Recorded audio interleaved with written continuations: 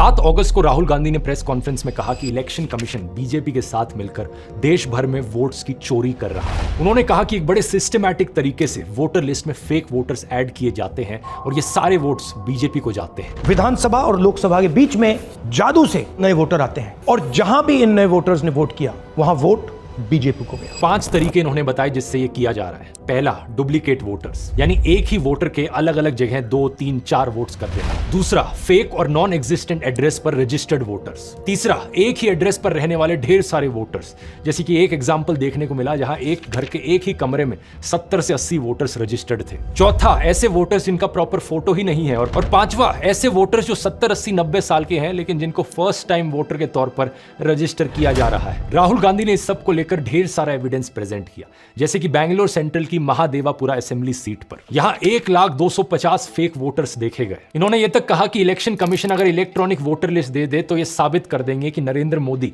धांधली करके प्रधानमंत्री बने हैं। जब इतना बड़ा एक्सपोजे किया गया और इतने बड़े बड़े आरोप लगे तो पता है इलेक्शन कमीशन ने क्या जवाब दिया? कुछ ही सेकंड्स के अंदर वो ट्वीट करके कहते हैं कि ये एलिगेशंस मिसलीडिंग है। कोई इंक्वायरी नहीं, कोई चेकिंग नहीं, किसी एग्जैक्ट पॉइंट का कोई काउंटर जवाब नहीं, बस मिसलीडिंग घोषित कर दिया। और ऊपर से यह कहा इलेक्शन कमीशन ने कि अगर जांच करवानी है, जांच तभी होगी जब राहुल गांधी एफिडेविट पर साइन करके ओथ लेंगे कि ये सारा डेटा सही है। बताओ जरा। लेकिन कुछ मीडिया हाउसेस ने अपनी इन्वेस्टिगेशंस करी। इंडिया टुडे ने अपनी इन्वेस्टिगेशन करी जिसमें राहुल गांधी का महादेवापुर में मुन्नी रेड्डी गार्डन के हाउस नंबर 35 पर 80 वोटर्स का रजिस्टर होने का दावा सही मिला। ये 10 से 15 स्क्वायर फीट का एक कमरा था जिसमें केवल एक व्यक्ति रहता है, जिसके हिसाब से इस घर का ओनर बीजेपी से जुड़ा जयाराम रेड्डी है। लेकिन इस एक कमरे के एड्रेस पर 80 से ज्यादा वोटर्स रजिस्टर्ड थे। अब बात यहां पर यह है दोस्तों कि पहली बार नहीं है ऐसे आरोप लगे हों। दिल्ली इलेक्शन से पहले भी ढेर सारे सबूत प्रेजेंट किए थे आम आदमी पार्टी ने, जो दिखा रहे थे कि एक वोटर फ्रॉड हो रहा है। इन्होंने एक ही विधानसभा में शादरा में 11,008 वोट काटने के लिए एप्लीकेशन दी।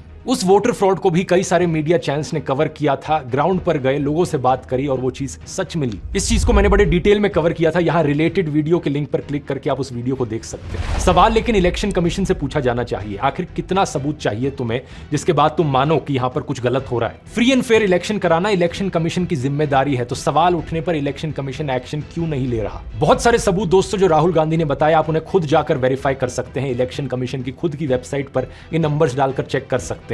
ये बात बार बार सही साबित हो रही है। और अगर सुप्रीम कोर्ट और इलेक्शन कमीशन यहां पर एक्शन नहीं लेंगे तो यहां हमारा देश एक डेमोक्रेसी है भी या नहीं?